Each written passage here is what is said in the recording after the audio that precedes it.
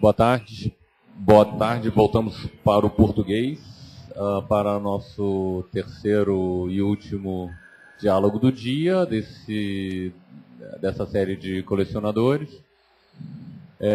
O convidado hoje é bastante especial para mim, porque é o Luiz Augusto Teixeira de Freitas, um colecionador nascido no Rio de Janeiro e residente em Lisboa, português, né? E com quem eu venho trabalhando já há 11 anos. Então hoje, enfim, eu também sou bastante parte interessada nesse projeto, nesses vários projetos que nós estamos desenvolvendo aí já há 11 anos. E para nos ajudar aqui nessa mediação, a Marta Mestre, que é uma das curadoras do Laboratório Curatorial, né, o nosso outro programa aqui, dentro do programa educativo da feira. E tem uma das exposições aqui em frente, depois é a segunda exposição, que se chama Se Tudo é Humano, Tudo é Perigoso. Então eu vou fazer perguntas, mas também vou acompanhar ali na Luiz Augusto, ali na apresentação depois das duas coleções que eu trouxe. Enfim. Bom, Luiz, obrigado por vir aqui para São Paulo. É a sua primeira SP Art? Primeira vez que eu venho na SP Art. Muito obrigado pelo convite da SP Art e também seu convite para participar. E eu queria, começar te perguntando como você começou a colecionar. Foi pouco antes de nós nos conhecermos, mas como é que você chegou ao colecionismo de arte contemporânea? Muito bem. Eu acho que comecei com o interesse em comprar obras de arte. Não tinha propriamente realmente um interesse naquele momento em colecionar. Não sabia absolutamente nada de arte contemporânea. Tinha algumas noções muito pequenas, de arte em geral, de arte moderna, de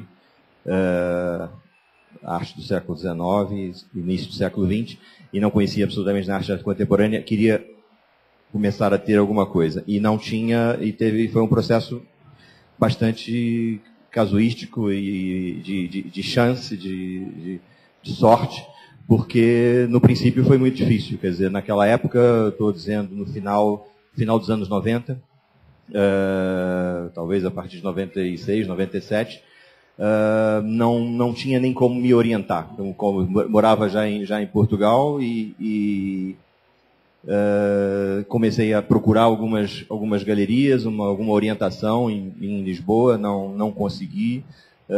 Tentei também em Londres, mas completamente sem nenhuma referência e sem ninguém para ajudar, para dar algum tipo de indicação e de orientação. E acabei começando a comprar algumas coisas por instinto em leilões. Tem um caso curioso de, eu acho que você chega a uma galeria, eu acho que Vitória Miro, né? Que você faz um... Primeiro eu tentei um curador em Lisboa, que não deu a menor bola para mim. Não sei se nem respondeu o telefonema, meus telefonemas, eu tinha um contato para chegar a ele, não vale a pena mencionar nomes. E depois tentei em Londres e fui em algumas galerias que na época com certeza não foi pela internet, foi por exposições que eu tentei entrar em algumas galerias. Uma delas foi na Vitória Miro, fui recebido, pelo menos essa galeria recebeu e deu alguma atenção, um assistente, e acabei comprando uma obra lá. Mas isso já foi nesse processo depois. Antes eu comecei a comprar, foi realmente em alguns leilões em Londres. Sempre gostei também, paralelamente, não tem nada a ver com arte, mas gostava dessa coisa do jogo e da oportunidade de poder competir, e o leilão tinha esse lado, e comecei a comprar umas obras, nada relacionado com nada, em leilões. Acho que as primeiras obras que comprei nesses leilões em Londres foi um desenho do Hans Hartung, uma escultura do Yves Klein, umas fotografias da Shirin Neshat, mas sem nenhuma... Intuitivamente, completamente. Isso, Sotheby's, Christie's de Londres. Christie's e Sotheby's de Londres. Indo lá nos leilões? Indo nos leilões, e fisicamente, gostava muito de participar, de ir. Fui várias vezes com minha mulher e comecei a comprar. E vi, mas continuei vendo que aquilo ali não era, pronto, a forma de comprar a obra, de conhecer. Minha ideia principal naquele momento era conhecer, para poder, então, começar a comprar alguma coisa com algum tipo de orientação. E aí foi essa situação bastante curiosa, que eu acho que é uma história interessante, que eu estava numa exposição com a minha filha em Madrid. Fomos a uma exposição no Reina Sofia e, completamente também, por ao acaso, tinha uma exposição de arte latino-americana. E na entrada dessa exposição tinha um quadro, e eu, muito curioso sempre de ver o que era, o que não era, e esse quadro pertencia a um nome que eu conhecia o nome, não sabia se era aquela pessoa, e era o Paulo Vieira, que era meu amigo do Brasil, que eu não via pelo menos há 10 anos, desde que trabalhamos juntos quase como estagiários no Brasil, antes de eu ir para Nova York e depois para Portugal. E nem mesmo atinei se poderia ser ele, se poderia ser um parente dele, mas anotei aquilo. Paulo Vieira, um dia, quando for ao Brasil, vou procurá-lo, quem sabe ele tenho mais sorte do que tive em Portugal ou na Inglaterra.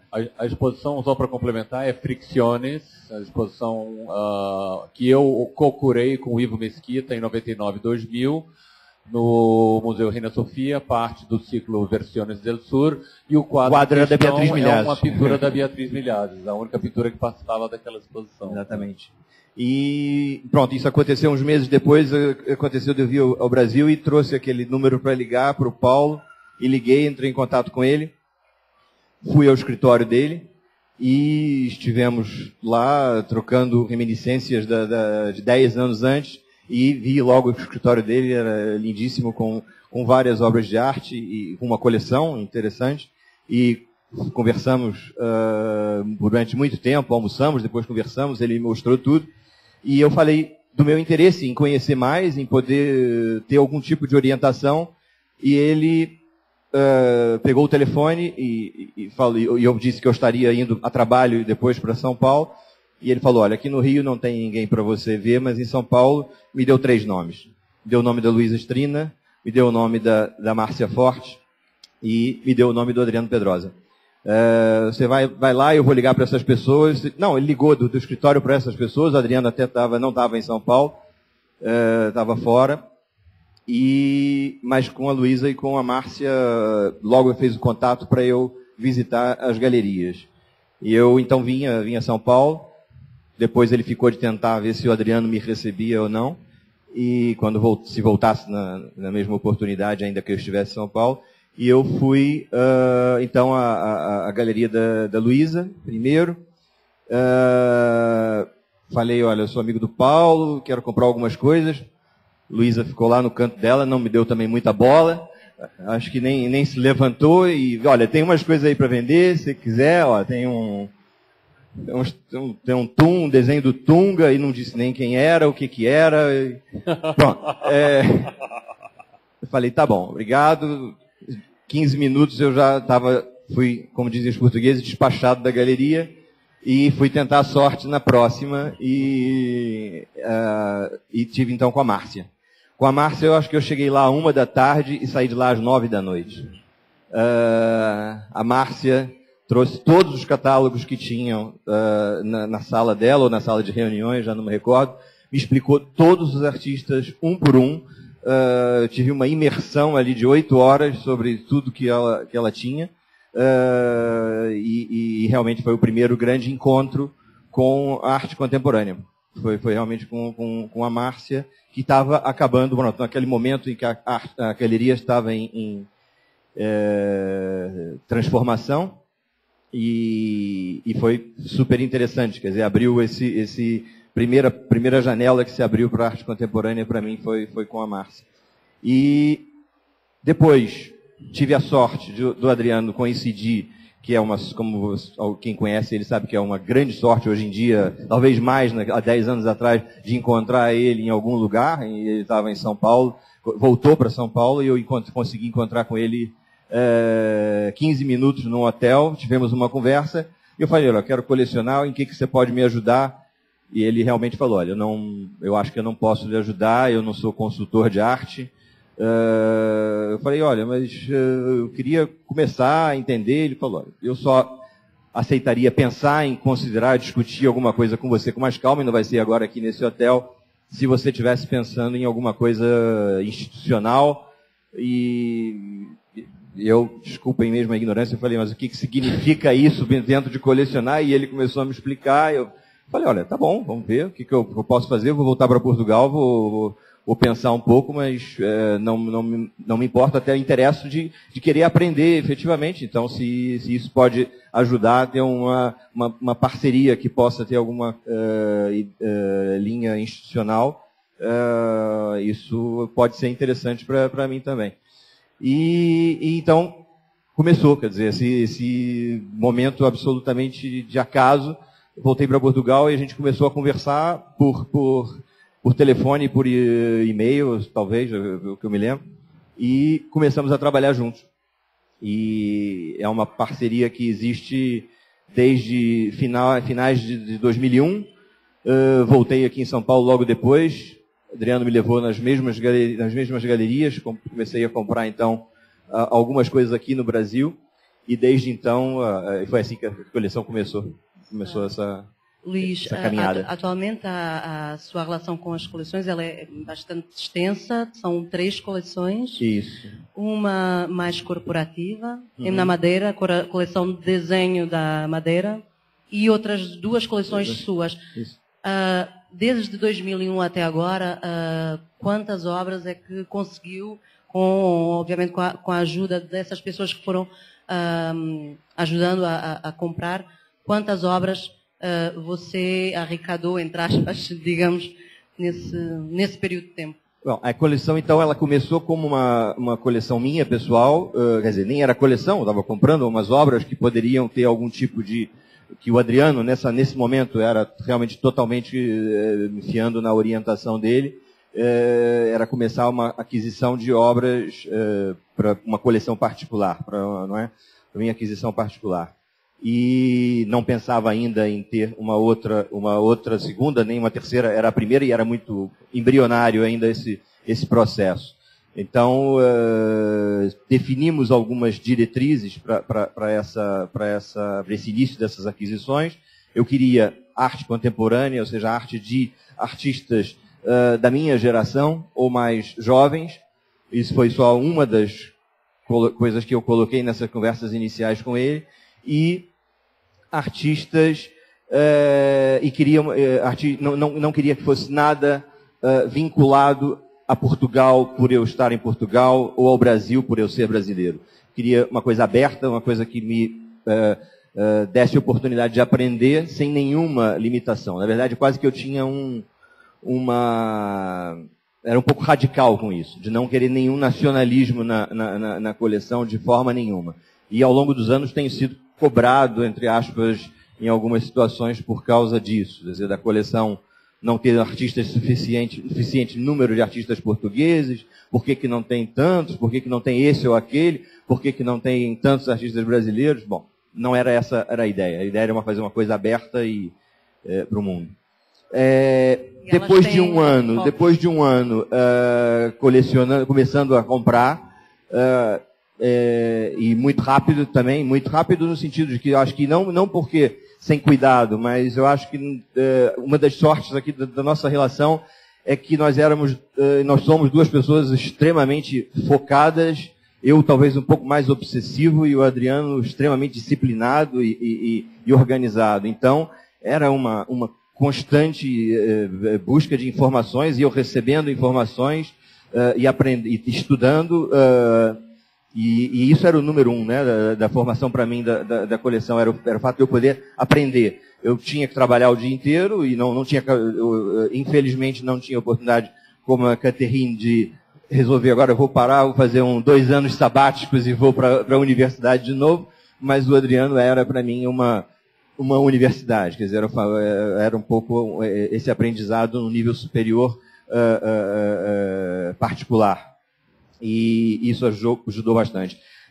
No fim desse primeiro ano, quando a gente começou, eu pensei que poderia não ser suficiente a minha coleção particular, achei interessante que poderia ter alguma coisa para a empresa, acabando quase que um pouco também como da ideia que já tinha visto no Paulo Vieira, no Brasil. E como eu tenho uma empresa, além do escritório da Sociedade de Advogados, tenho uma empresa na Ilha da Madeira, de serviços, achei que poderia ser um local interessante para ter uma coleção corporativa, dada a ausência, né, o deserto cultural que é a Ilha da Madeira em Portugal. E aí discutimos sobre o que poderia ser, aí foram também orientações totalmente do Adriano, dadas as dimensões do escritório e tudo mais, e resolvemos começar uma coleção de papel, de desenhos. É curioso como na primeira conversa que tivemos com o Figueiredo Ferraz, ele falava também dessa ausência de coleção em Ribeirão Preto, não havia muito património, digamos, contemporâneo, e uma das missões, digamos, que ele gostaria de fazer era construir algo em Ribeirão Preto e levar a sua coleção para lá. O que eu queria perguntar a você era, é interessante como as coleções privadas, elas têm sempre uma dimensão pública.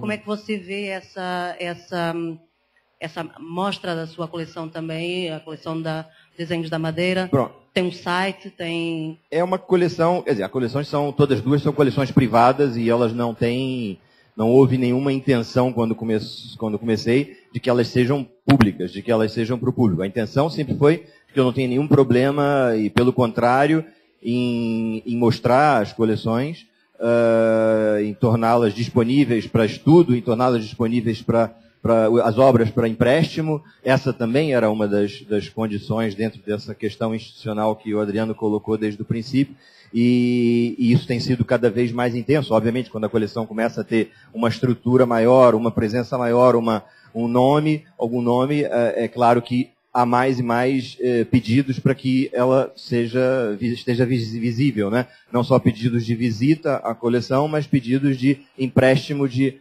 obras da coleção. Mas elas continuam sendo coleções estritamente privadas. Mais recentemente, a coleção de desenhos, havia algumas preocupações dela estar na Madeira, principalmente questões de conservação, porque é uma ilha, porque tem uma certa umidade, não havia espaço mais para ter os desenhos no escritório. Isso rapidamente, se esgotou o espaço. Nós tínhamos a colaboração de uma galeria não comercial, mas que era galeria que vendia obras, mas que tinha também um projeto cultural na Madeira, e nos ajudaram a manter a Porta 33, que guardou as obras durante um período, mas era muito rudimentar esse processo. Então, era uma preocupação ter os desenhos ali tão vulneráveis ao tempo e não serem com o mínimo de cuidado guardados.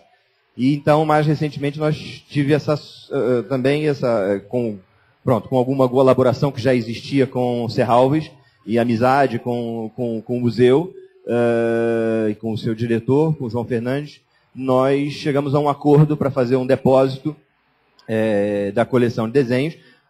Serralves é um museu que eu admiro muito, que eu gosto muito e gostaria até de ter, obviamente, a coleção depositada lá, mas eles têm, por carência de espaço, muito grande. Mas os desenhos já seria diferente, né? Os desenhos ficam em gavetas e seria muito mais fácil. Era uma forma, então, de eu poder conservar os desenhos, fazer um empréstimo de longa duração. Nós temos lá um empréstimo de 10 anos, com um acordo de 10 anos com Serralves, e também mais fácil deles poderem usar e mostrar a coleção, né? Não só continuar fazendo os empréstimos pontuais que são feitos, mas também, eventualmente, o museu, quando queira, fazer exposições com a coleção. Na verdade, temos aqui algumas imagens da coleção de desenhos. Desenhos A a Z foi a primeira exposição que nós fizemos lá na Porta 33. A Porta 33 é um um Artist Run Space, né, um espaço alternativo ali, gerenciado por artistas, mas também vende algumas obras. A coleção ficou boa parte ali a partir de 2005, na verdade, até 2009 ou 10, ficou depositada lá e eles, enfim, tomavam conta da nossa coleção lá da Madeira e também fazíamos exposições. Fizemos 4 exposições. Uma lá. com você foi o primeiro curador. Eu fiz 3. Depois o Delfim fez uma. A primeira era esse formato desenhos A a Z, que logo em 4, 5 anos a gente se deu conta de que a coleção já, apesar de ter um orçamento menor, como ela tinha um foco em desenhos, ela conseguia oferecer uma boa panorâmica do desenho contemporâneo, digamos assim, no eixo atlântico. Né? A gente quase não tem coisa, tem alguma coisa asiática, africana, mas é basicamente eixo América Latina e Europa, Oriente Médio. Se nós pudermos ir na primeira, eu queria só explicar um pouco como é que é a montagem da exposição. Essas são imagens da própria Porta 33. Na verdade, Desenhos A a Z foi uma exposição que também depois ocorreu no Museu da Cidade de Lisboa em 2008, e aí é um modelo dessa exposição panorâmica de desenhos, que as obras são organizadas em ordem alfabética pelo nome dos artistas. Então aqui a gente tem o Marcelo Cidade, Cinto, Chaves, Catunda, Carpinteiros, Catelã, Cassaro e assim por diante. Então o que se vê aí é em ordem alfabética. Na segunda exposição, a gente até da coleção em Lisboa, a gente até colocou as letras em vinil adesivo ali perto do chão. Pode seguir, era só para mostrar que há uma sequência, quem identificar aí algumas obras, Laura Lima, aqui temos Jorge Mack, Marep, Beatriz Milhazes e Yuri Masnij, Jorge Queiroz, Jorge Pardo, Queiroz, aqui é o Sarmento, Damiano Ortega.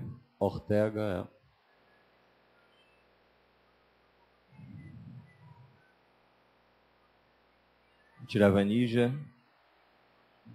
Toscano. Edgar de Souza ali à esquerda, Susan Turco, à esquerda é Adriana Varejão, ao centro Susan Turco, ali ao fundo um Ernesto Netro.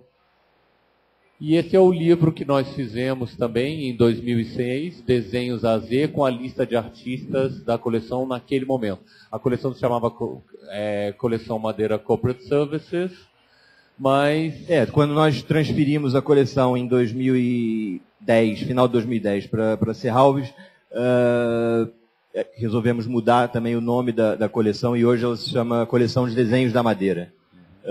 Continua sendo a coleção corporativa, mas ela mudou de nome para Coleção de Desenhos da Madeira, para dar Ela ainda é associada à empresa, de propriedade da empresa, mas ficou com esse nome de Coleção de Desenhos da Madeira. Houve um famoso dilúvio lá na época. Foi isso também nos deixou bastante preocupados com o futuro de sobrevivência dos desenhos quando houve uma grande enchente na Madeira, e isso foi muito preocupante. Não aconteceu nada com os desenhos, mas nós tivemos a preocupação de eventualmente ter sair da Madeira e trazer para o continente. A escolha do meio desenho para a coleção, né, quando o Luiz Augusto me perguntou, vamos fazer uma coleção empresarial,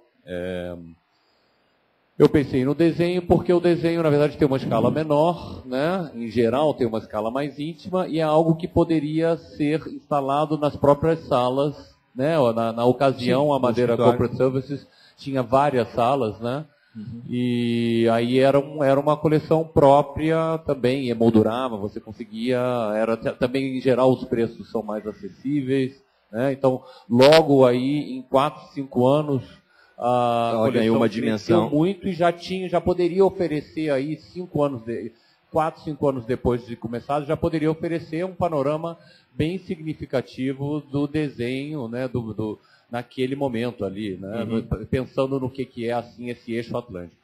Tanto que depois nós fizemos a última exposição já em Lisboa, não é? Já era bem... embora ela estivesse ainda depositada na Madeira, mas fazendo de certa maneira um update dessa AZ. Ele foi feito em Lisboa, muito mais alargado, já com obras que já tinham sido mostradas nesse catálogo e nessa exposição, mas com as novas aquisições. A coleção deve ter de desenhos. A coleção tem uns 700 desenhos. Nós começamos um certo momento, um núcleo... E não são só desenhos, não é? Quer dizer, a coleção, ela até a imagem... são desenhos, mas há uma interpretação do desenho, há vídeos, exatamente. Vídeos e esculturas e objetos que de alguma forma estão relacionados ao desenho. A capa, inclusive, do livro, se você voltar ali, por favor, você vê que é um trabalho do Márcio Galan, se chama Desenhos com 2000 a 2004, ou seja, são todos desenhos apagados. Né? Então aí, já na própria capa do livro, a gente já escolhe uma obra que não é um desenho tradicional. Né? Então há, assim, alguns vídeos, há objetos como esse, entre outras coisas. Na ocasião, nós começamos um pequeno núcleo também de obras históricas, né? Que aí mas depois... Aí compramos uma Mira Schendel, compramos uma Guego, compramos um Ives Machado, compramos algumas coisas e depois abandonamos, e aí agora estamos tentando retomar. Mas não no desenho, não na coleção de desenho, na minha coleção particular. Também, né? mas Dora Maurer, por exemplo, Dita Bratesco, também, algumas figuras mais históricas, algumas obras pontualmente aí surgiram também. Seria interessante de tentarmos compreender um pouco como é que é essa relação de compra com uma pessoa com o curador. O curador. Como eu disse, primeiro essa questão do aprendizado. A minha intenção era sempre discutir com o Adriano, conversar e aprender. Nossa relação sempre foi de muito diálogo. O Adriano, embora estando aqui e eu lá, era um diálogo quase que, não diria que por e-mail, quase que diário, de se conversar pelo menos uma vez por semana, nós, no mínimo, uma vez por semana, sempre estamos falando. E depois encontros na Europa, em feiras, regularmente nós nos encontrávamos.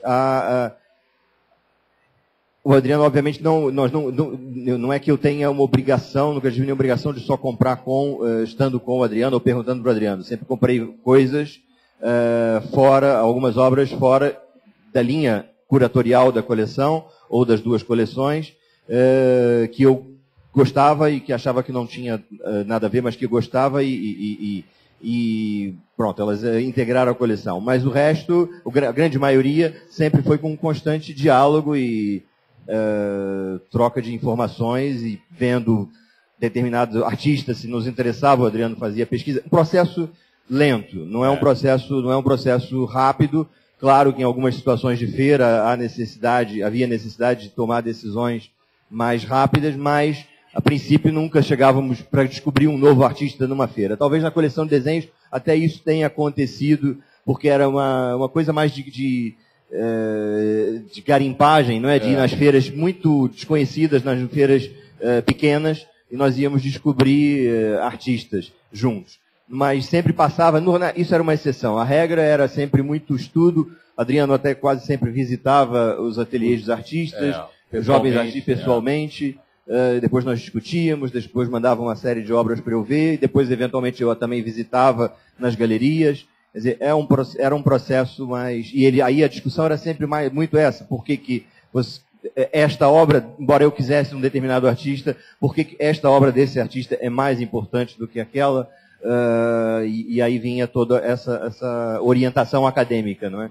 E que para mim era muito rica e enriquecedora. No caso enfim, essa é a coleção de desenhos da Madeira, a outra nós chamamos, né, de coleção Teixeira de Freitas. E ali, no caso, até a relação com alguns artistas também nós começamos a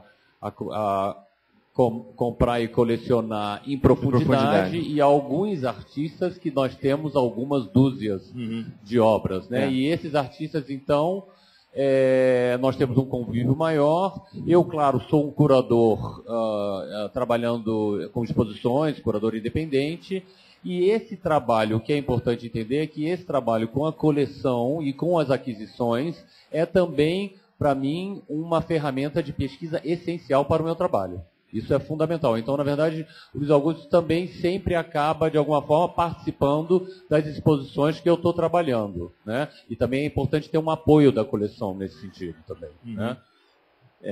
Então, a coleção, eu vou agora, não sei se tem imagens aí da... Temos, tem, vamos né? poder... Na verdade, o que nós temos aqui são imagens da primeira exposição. Que nós fizemos em Tenerife, ano passado, esse ano? Não, Em começou no ano passado e em terminou... 2011 e encerrou agora aqui, que se chamava Em Obras, Under Construction, né? Mas explicando um pouco a origem dessa exposição e de como que nós fomos para essa linha, não é?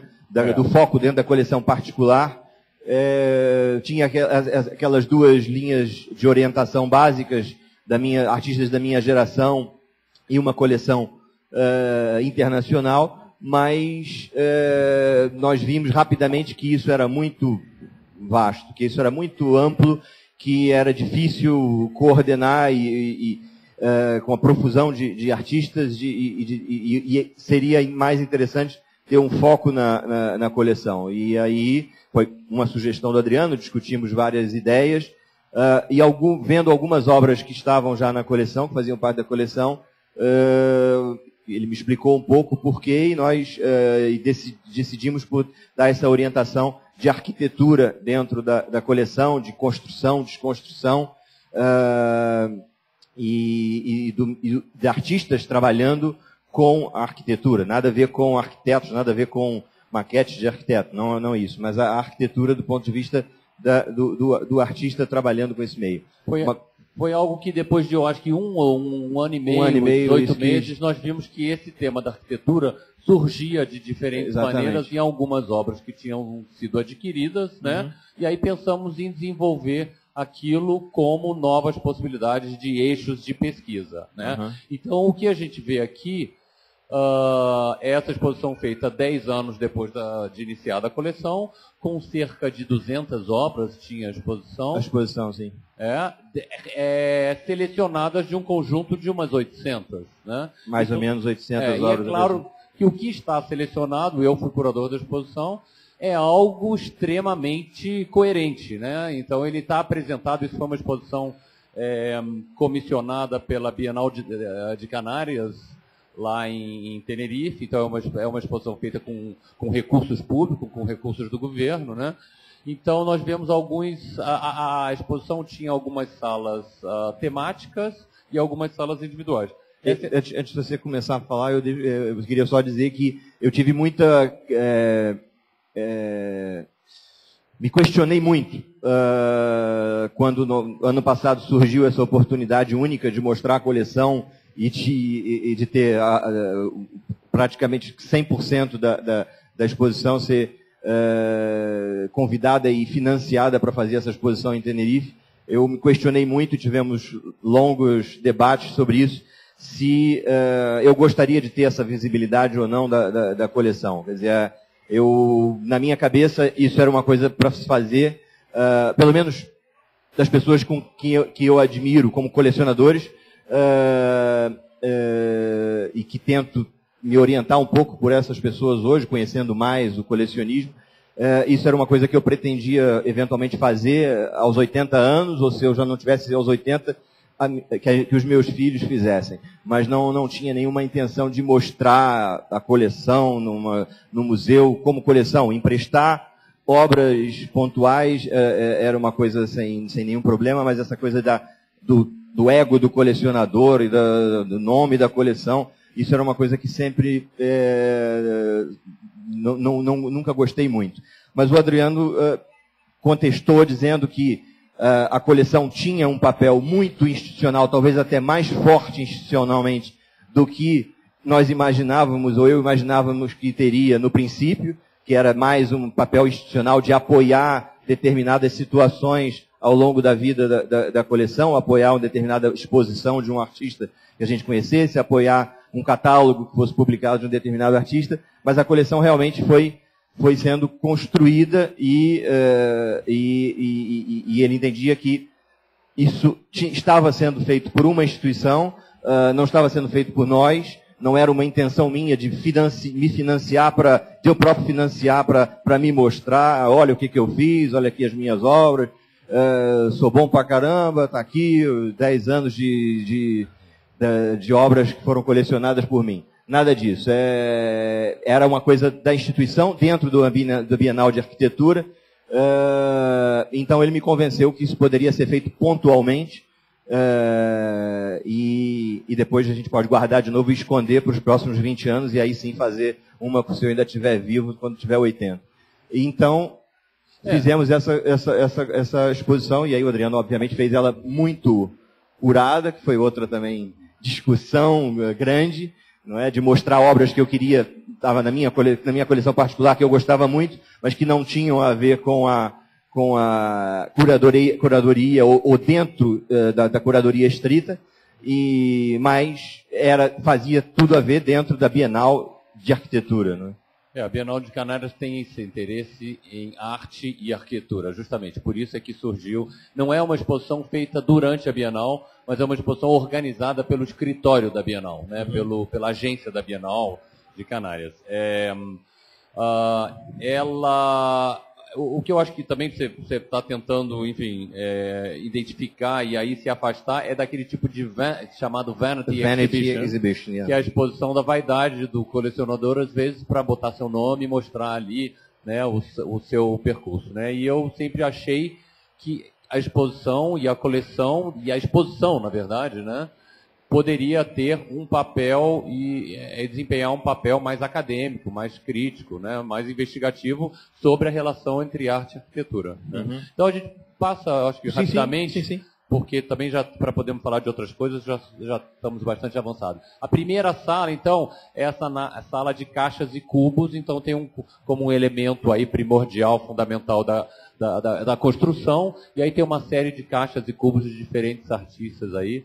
Mônica Bonvitini, Kirsten Pierrot, Marcelo Cidade, Valdirley Dias Nunes, Stanley Brown, e aí começa a surgir nos artistas históricos, conceituais dos anos 70. Nos últimos 2 anos, 3 anos, Helen Mirra, surgem alguns artistas conceituais. Marep, Cildo Meirelles, Gabriel Sierra, José Dávila, Marep novamente. Livro do Marcelo Cidade, no interior do Cubo Branco, né? Sobre a questão do Cubo Branco como galeria. Gregor Schneider. Quer falar? Hans Hacker. Márcio Galan. E aí já é outra sala. É uma sala... Cada sala tinha uma matriz histórica. Essa matriz histórica, por acaso, é o Gordon Mataclar. E a arquitetura em fragmentos, a arquitetura em pedaços. Né? Ao fundo, ali na parede, é um Pedro Cabrita Reis. Essa obra aqui de concreto, no primeiro plano, é um Carlos Garaycoa. Atrás dela temos um Irã do Espírito Santo. Na parede da direita, um Mark Dion. Na parede da esquerda, um Gregor Schneider, ao lado de um conjunto de fotografias da Rivane Neuschwander. Ao fundo, ali atrás, um trabalho do Marcelo Cidade. Gordon Mataclar.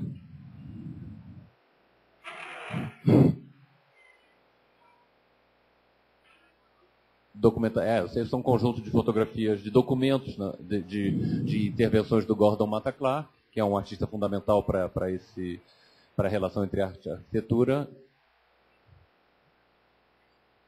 Essa é a Rivane. Mark Dion. Carlos Garaycoa. Da minha coleção. Um detalhe da obra. Um livro de artista do Mataclar. Também é outra coleção aí já, uma terceira coleção Acho que eu mexi aqui. Perdeu aí? Tá funcionando? Só tem que botar mais próximo, às vezes, um pouco. Sim. Mais recentemente... Não tá. Não. Mexi aqui. Não. Bom, mais recentemente, com a minha filha, nós abrimos essa terceira via na coleção, que é uma coleção de livros de artista, que é outro mundo que me fascina. E então estamos começando agora, desde 2010, essa coleção de livros. Esse é o Marcelo Cidade. Irã do Espírito Santo. O Pedro Cabrita Vez. Essa é também relação entre arquitetura e corpo. À esquerda, na parede, um Vitor Conte. Ao fundo, um Tony Cruz. E no piso, um Jonathan Monk. Julião Sarmento. O Tony Cruz. Essa é a outra sala, um núcleo importante também, que é de documentação e tipologias fotográficas. Ao fundo ali as referências históricas. Aqui o Dan Graham e os Becker, os fotógrafos alemães. E aí em torno nas paredes outros artistas que trabalham com essa questão. Armando Andrade Tudela, Damián Ortega, Taizir Batnij, a referência histórica aí, a matriz histórica dos Becker, do Dan Graham, Thomas Roof, Geraldine Lanteri, Marcelo Cidade. E essa é a última sala temática aí, que é em torno de réguas e maquetes. Um trabalho central aí do Mateu Lopes, ali no piso um outro Gabriel Serra. Ali na parede do fundo Carlos Garaicou, que é um dos artistas que há bastante obras na coleção. Aqui esse detalhe do Mateu Lopes.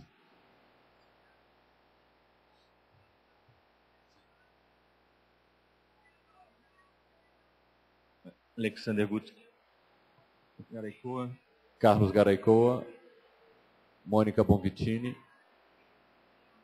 Robert Kinmont, Stanley Brown, Vangelis Vlahos, maquetes de prata do Carlos Garaicoa, que estava numa sala anexa. E aí começam as salas individuais de 5 artistas. Que foi também, desde o princípio, quando nós começamos a ter esse foco da arquitetura. Também aconteceu, obviamente, nós começamos a conhecer alguns artistas nós começamos quando eles também estavam começando, muito jovens, e havia alguns artistas com os quais eu me identificava muito, com os quais eu gostava muito do trabalho, e decidi que esses artistas nós iríamos desenvolver um foco, quase depois uma subdivisão dentro da coleção, mas queria ter um foco e seguir a carreira desses artistas, tentar acompanhar o processo de crescimento deles, desenvolvimento da obra deles, por eu gostar muito deles e estar muito próximo deles. Então hoje não é um grupo fechado de artistas, é um clube aberto, quer dizer, pode acontecer e tem acontecido de outros artistas também acontecer, isso jovens atualmente. Sempre acontece, óbvio, com artistas jovens, que a gente possa desenvolver isso desde o princípio da carreira, mas começou, por exemplo, com Damián Ortega, que ainda hoje é o artista mais importante da coleção, e talvez seja a minha coleção a coleção que tem um núcleo de obras importantes e mesmo em número maior do Damián no mundo todo. E depois Carlos Garaicoa, Jorge Mack, Juan Araújo. Então nós fizemos essas salas de 5 artistas que são importantes na coleção. Essa sala do Damián Ortega. A anterior era do Jorge Mack, né? Jorge Mack, fizemos uma sala do Juan Araújo e fizemos a sala da Luísa Lambre. Esse ainda é o Damián. Esse Damián ainda. Obras históricas do Damián. E essa sala do Juan Araújo.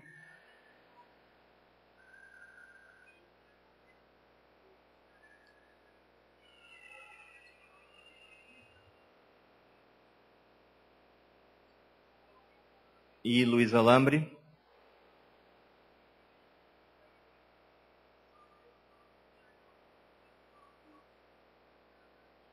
E por último, Emily Jacir.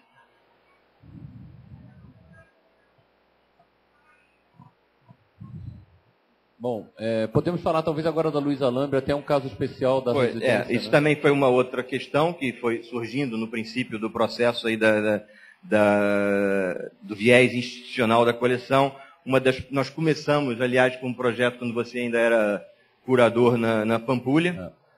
Foi o primeiro projeto que a coleção apoiou, não é? Que foi um projeto de um ano, em que a cada 2 meses ou 3 meses, no total foram 4 ou 5 artistas, a coleção apoiou essas exposições individuais desses artistas. Foi em 2000, chamava Projeto Pampulha. Projeto Pampulha em 2002. Marilá Dardot, Carla Zaccanini, Mab Betônico, Renata Lucas e mais um, que eu já não lembro quem foi. E eram exposições do tipo projeto, né? De exposições ali no mezanino, de artistas mais jovens, né? Em início de carreira. Uhum.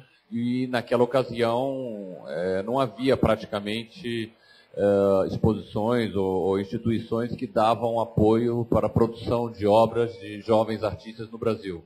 Então, naquele momento ali, a Pampulha foi a primeira museu a oferecer, é um museu do Estado, também não tinha dinheiro do Estado para fazer isso, e aí o Luiz Augusto, como meu parceiro, participava apoiando aí essas exposições. Depois, na sequência disso, nós pensamos, Adriano sugeriu a ideia das residências, que foi outro projeto também bastante interessante que nós começamos a fazer logo em seguida, em 2003, acho que foi a primeira, que eram residências de artistas que interessavam muito a coleção, que artistas que nós estávamos colecionando mais em profundidade, e convidamos esses artistas a fazer uma residência no Brasil, mais próximos fisicamente do curador, mas eventualmente também aconteceu uma das residências ser em Lisboa, foi o da Damiano Ortega. Então fizemos a primeira da Luiza Lambre, que fez um trabalho com arquitetura modernista no Brasil.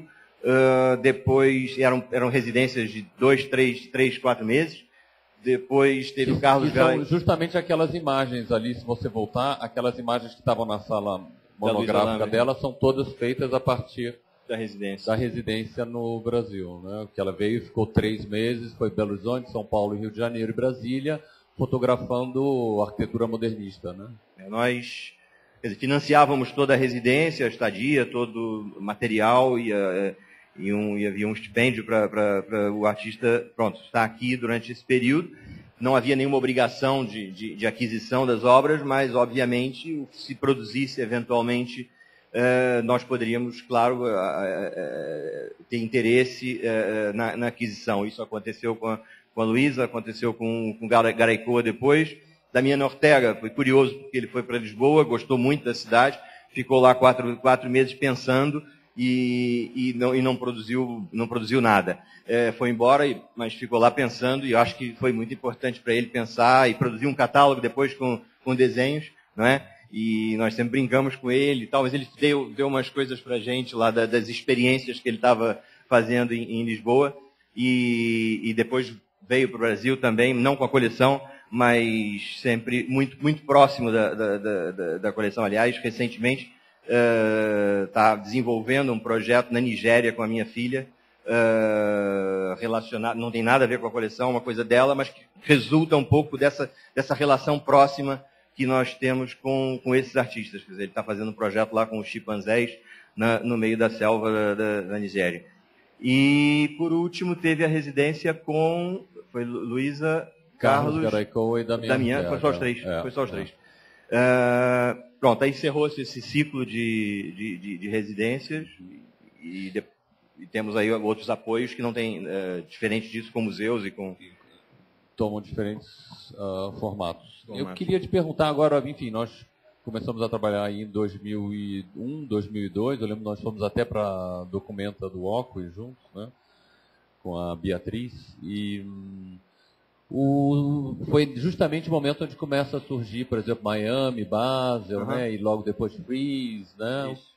E queria te perguntar como você vê a mudança aí desse circuito, daquele momento para hoje, o que você vê de mudança no mercado de arte, no circuito de arte contemporânea? É claro que é difícil fazer uma análise de uma coisa de 10 anos atrás quando eu não tinha conhecimento nenhum, uma análise profunda e com algum sentido, e comparar com hoje, do ponto de vista de uma solidez de entendimento.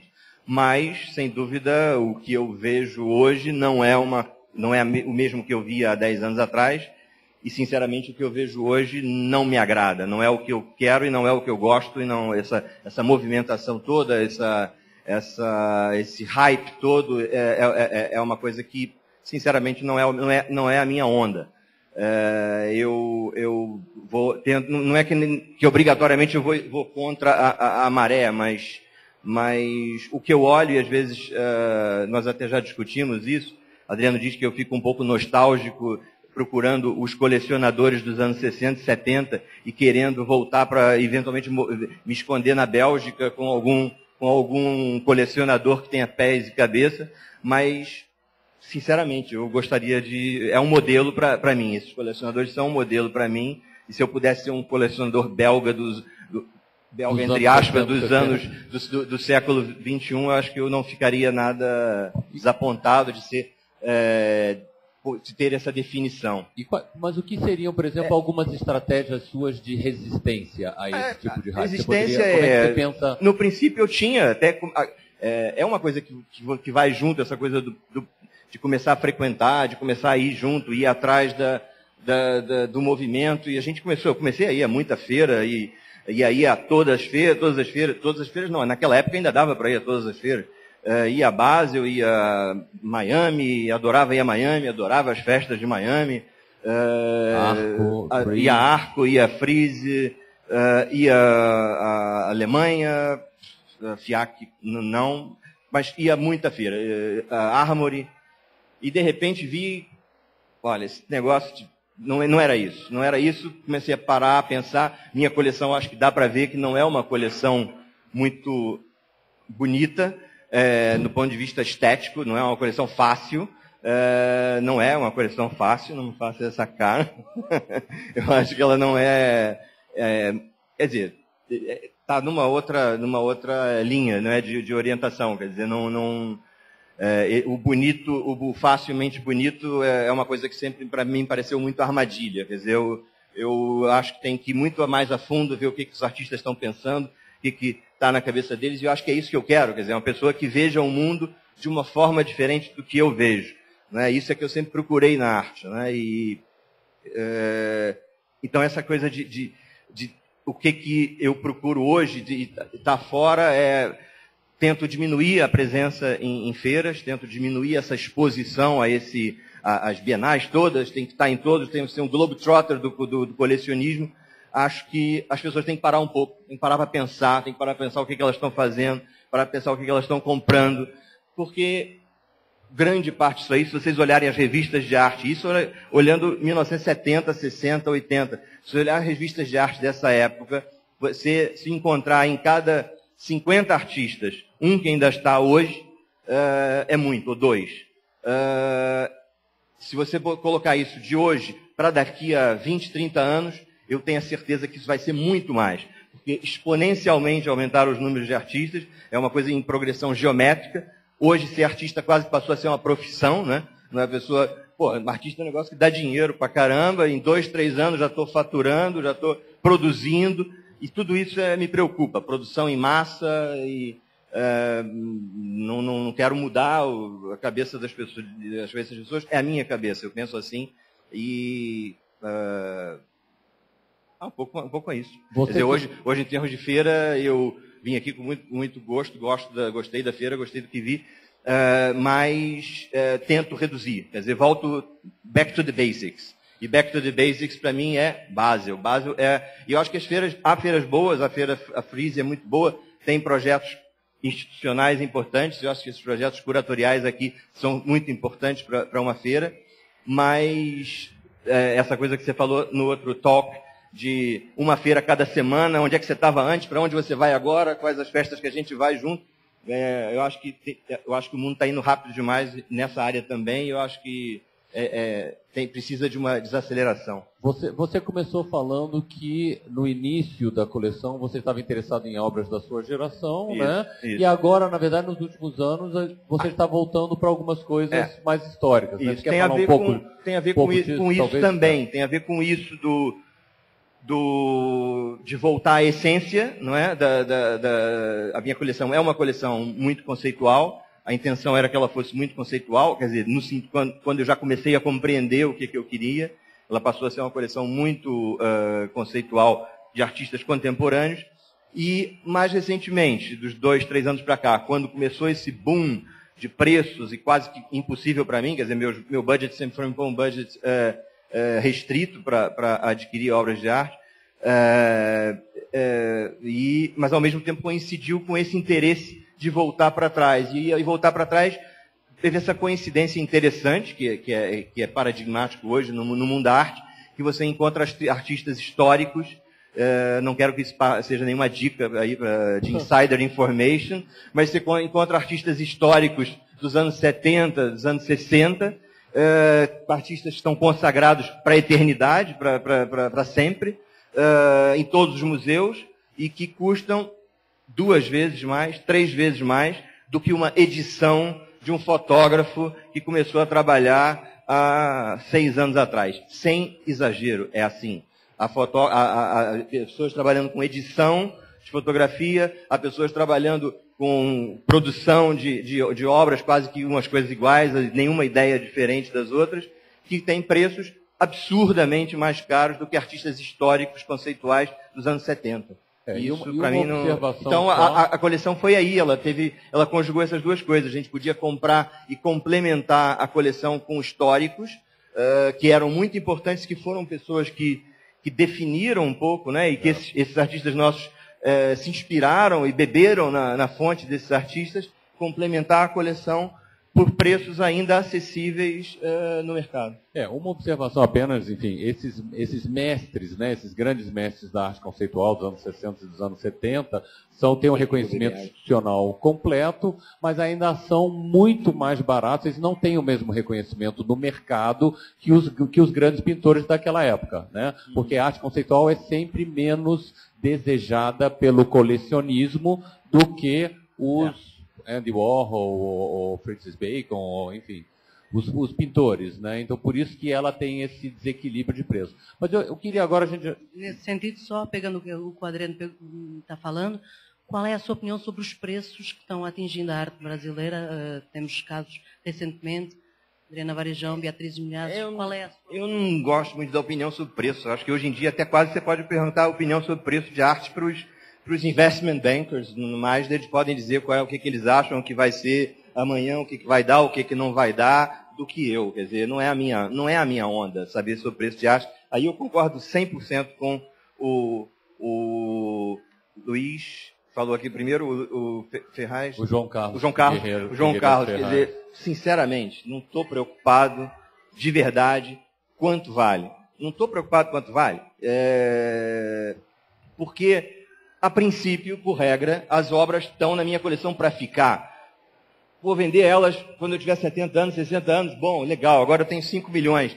E eu vou gastar 5 milhões em quê? Vou comprar mais obras de arte. Então eu vendi uma que eu adorava para comprar outra. É claro que pode acontecer, pontualmente, ao contrário do que ele falou, já aconteceu comigo, de haver artistas que podem, num percurso, eu já hoje me interessar menos do que interessavam quando eu comprei. E eu posso vender essa obra para enriquecer a coleção com outras obras que me interessem mais nesse momento atual. A coleção não é fechada nesse ponto de vista. Quando comecei, a ideia era essa, nunca vou vender nada. Já aconteceu de eu vender e a 100% colocar de novo nisso. Quer dizer, eu não preciso do dinheiro para outra coisa que não seja para comprar outras obras que me interessem. Então, eu sinceramente não me preocupo com quanto que está valendo, quanto que vai valer. Eu acho que a pessoa que está entrando no colecionismo com essa visão, eu acho que ela está entrando pelo lado errado. Né? Olhando pelo preço, eu acho que quanto vale, quanto vai valer, eu acho que é o lado errado. Você tem que olhar o que a pessoa está pensando, o que você gosta, em primeiro lugar, não é? O que você gosta de ver, o que traz de benefício para a sua pessoa ter aquilo, conviver com aquela obra. Mas você acha que a arte é um bom investimento? Para minha vida pessoal, minha mulher sempre diz que a arte me salvou da monotonia da minha vida de advogado. A arte me salvou. Além dela, acho que a arte também me salvou. Bom, eu queria abrir para perguntas. Se alguém tiver alguma pergunta, nós estamos já encerrando o nosso tempo aqui.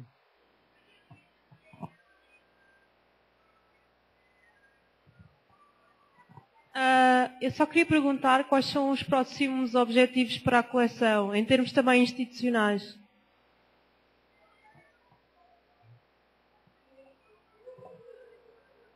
Bom, nesse momento a gente tem discutido muito, no ano passado a gente discutiu quando fizemos essa exposição, a minha ideia era fechar um ciclo nesse foco de arquitetura. Acho que a coleção teve um papel importante aí de fazer de criar esse núcleo, de criar esse foco. Acho que a coleção tem essa visibilidade institucional, respeitada por curadores, por museus, nesse sentido. Mas eu acho que é um ciclo que se fechou. E eu tenho pensado muito em abrir outros caminhos para a coleção, para a minha coleção particular, e tenho olhado muito para a arquitetura. Quer dizer, é uma coisa que eu tenho pessoalmente na minha vida tentado recuperar o tempo perdido, nesse sentido, de literatura pessoal, e tenho conversado com o Adriano, conversado um pouco com a minha filha, sobre como trazer a literatura para a coleção. Eu falei arquitetura? Falei arquitetura. Esquecer um pouco da arquitetura, se a arquitetura está na minha cabeça, e começar a desenvolver alguma coisa com a arte contemporânea e como os artistas trabalham a arte contemporânea se inspirando em literatura. Mas também tem esse grande projeto. E tem esse projeto, é o livro. E tem o projeto do livro, da coleção de livros de artista, que é fascinante, né? Que pode ir até também, que o orçamento permite ir mais longe, no princípio dos anos 60 e 70. Tem uma coleção importante que nós tivemos uma oportunidade de comprar de livros de artista e de efêmera dos anos 60 e 70, que é fantástica. Compramos de uma coleção americana que o dono estava vendendo. Então foi um tesouro que a gente comprou, de convites, posters, até essas obras que estavam aí do Gordon Mataclar. Tudo isso veio enriquecer e complementar até a coleção atual, né? São um grande manancial de catálogos históricos dos anos 60 e 70. Tudo isso é um novo caminho que se abre. Quanto a projetos institucionais, isso não há um projeto específico. Eles vão fazendo catálogo. Eles vão acontecendo. A gente tem um catálogo agora que a gente está fazendo dessa exposição, junto com a Bienal. A Bienal está apoiando esse catálogo. Mas, à medida que surgem projetos de artistas da coleção, nós apoiamos. E eu tenho agora estado mais próximo me deixado um pouco estar próximo da Tate. Um pouco isso, tentar afastar o mainstream e ir para o off-Broadway da coisa, e tenho entrado em instituições mais cutting edge, instituições, apoio o Teens and Hale, apoio o Art Space em Nova York, de artistas, de instituições menores, que a gente esteja mais próximo da instituição e um pouquinho mais longe das festas. Bom, se não houver nenhuma outra pergunta, nós já passamos um pouco do tempo. Queria agradecer a todos vocês, agradecer ao Luiz e a Marta. E vamos encerrando então aqui a nossa série de diálogos aqui na SP Arte, que na verdade estão sendo gravados e vão estar disponíveis na plataforma do Fórum Permanente. E a ideia é que depois de alguns anos também, que essas séries continuem e depois façamos também um livro com um conjunto de diálogos com os curadores, com os colecionadores e com os galeristas. Obrigado mais uma vez.